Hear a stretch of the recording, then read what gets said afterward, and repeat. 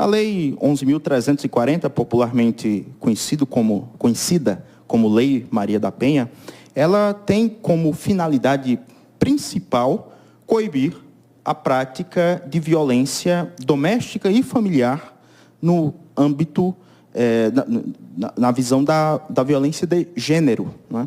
Então, essa violência é qualquer ação ou omissão do ponto de vista que envolva, não é, a lesão, a morte ou o sofrimento. E o sofrimento não só físico, mas também sexual, mas também psicológico e os danos morais e materiais. E não foi sem razão que eu usei a expressão gênero aqui, porque a vítima da violência doméstica, ela não precisa ter o aparelho reprodutor feminino. Ou seja, o que significa dizer que os casais homoafetivos também podem se enquadrar... Eles se enquadram na Maria da Penha também? Na Lei Maria da Penha, desde que um deles se identifique como mulher. E, para além dessa situação, eu gostaria de destacar dois aspectos que são profundamente esquecidos nessa lei.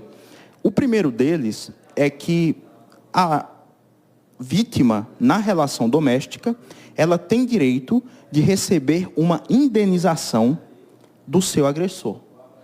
O direito penal, ele é comumente entendido como a última camada de proteção dos direitos. Portanto, ele engloba as camadas menores. O que significa dizer que, se algo é ilícito na esfera criminal, também é ilícito nas outras esferas.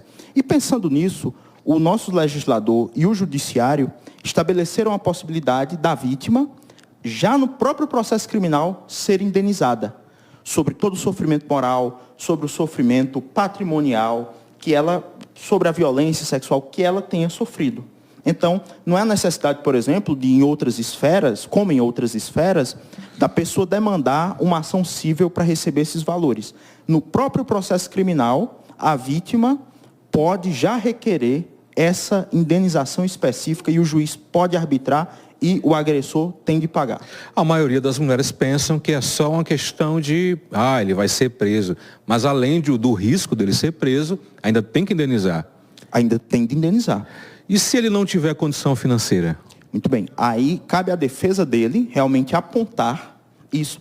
Mas, do ponto de vista prático, se a mulher, por exemplo, ela está assistida por um advogado, e é interessante que o esteja nesse tipo de procedimento, ele já vai questionar o agressor a respeito das suas condições financeiras para tentar estabelecer um parâmetro de pagamento que possa atender tanto o tipo de lesão que ele causou à mulher, como também que esteja dentro da realidade das possibilidades de pagamento dele, né? Mas o ponto é, esse direito de indenização, ele precisa ser cobrado pelas mulheres, porque em muitas situações as mulheres ficam em uma situação de vulnerabilidade, porque muitas não trabalham, dependem do seu companheiro para o sustento da casa, e aí é possível estender essa indenização até mesmo para o recebimento de uma pensão mensal. Pode chegar a ser uma pensão? Sim, pode chegar a ser uma pensão. De modo aí que muitas mulheres não denunciam porque pensam também, meu marido que sustenta a casa, como é que eu vou me sustentar depois disso? Então, para que isso não seja mais empecilho, para que as denúncias cheguem, é possível que as mulheres tomem esse tipo de atitude e deixem de pensar na questão patrimonial, porque aí elas estarão por um tempo asseguradas por essa pensão até que elas possam trabalhar efetivamente. No caso de assédio no trabalho de um patrão com a mulher, também entra na configuração da Lei Maria da Penha? Não, é uma pergunta muito interessante, porque a questão de assédio no trabalho, ela entra como o aspecto civil comumente estabelecido, mas também nos aspectos criminais, mas na legislação comum do Código Penal.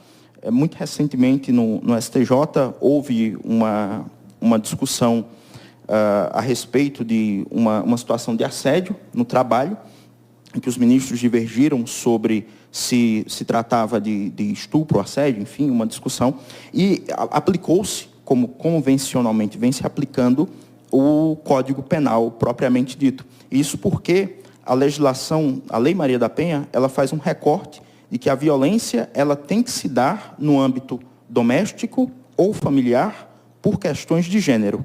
Então, fazendo esse recorte, se insere a lei. Embora eu faça o destaque de uma exceção. Em algumas situações, alguns juízes já aplicaram as medidas protetivas de afastamento da Lei Maria da Penha para caso de vizinhos que moram em condomínio. Então, eles entenderam que, por morarem em um condomínio, haveria uma relação doméstica ali estabelecida e, por causa disso, determinaram medidas de afastamento, medidas protetivas entre os vizinhos para que um não se aproximasse do outro. O que não existe, como nós vemos nos filmes americanos, uma pessoa pede uma medida de afastamento de um terceiro. Isso não existe na legislação brasileira. E aí os tribunais, por equiparação, aplicaram a Lei Maria da Penha, sobretudo na questão das medidas protetivas entre vizinhos que moravam no mesmo condomínio. Você falou a questão de gênero. Tem muita gente que, por exemplo, homens que não se sentem homens e se sentem mulheres e acabam, por exemplo, fazendo a troca de nome. Né? Por exemplo, João, ele quer se chamar agora de, por exemplo, Maria. A Lei Maria da Penha cabe a esses homens que agora se identificam como mulher? Perfeitamente. Perfeitamente. A lei ela foi muito categórica, embora, é claro, sempre haja uma porção mais conservadora, tanto na sociedade como também no direito, que tentou não aceitar, não acatar essa aplicação. Mas no próprio artigo 5º da Lei 11.340, ele prevê que as questões relativas à aplicação daquela lei são pelo gênero. E aí você interpreta a lei penal na literalidade, na letra da lei. A lei é o preto no branco. Não se pode fazer ampliações, não é, de formas indevidas, porque isso, a lei penal restringe muito os direitos do cidadão, mas o legislador ele foi muito feliz. Ele colocou aqui, se trata de uma questão de gênero.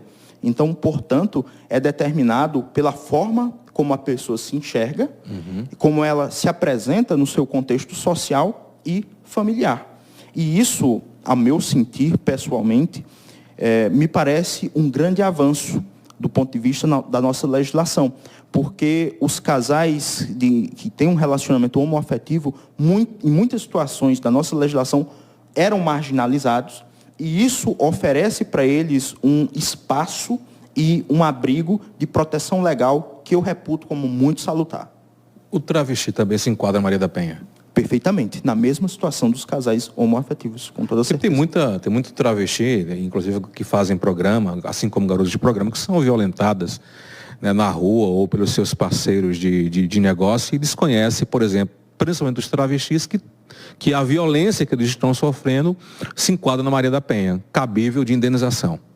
Perfeitamente, perfeitamente. Há todos os direitos que ali estão previstos para uma mulher nascida, portanto, do sexo feminino, também se aplicam a um travesti, a um homossexual.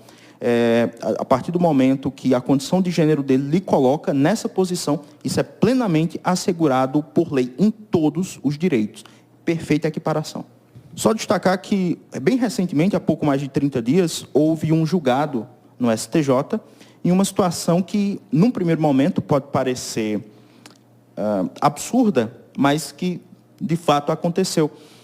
Se você pega, por exemplo, um casal divorciado e eles têm um imóvel e um dos cônjuges sai da residência e o outro fica morando, o cônjuge que fica morando tem que pagar aluguel para o que saiu. Isso no divórcio. Nossa. E aí, algumas pessoas demandaram na justiça, querendo um agressor afastado do lar, querendo receber indenização da mulher que foi agredida.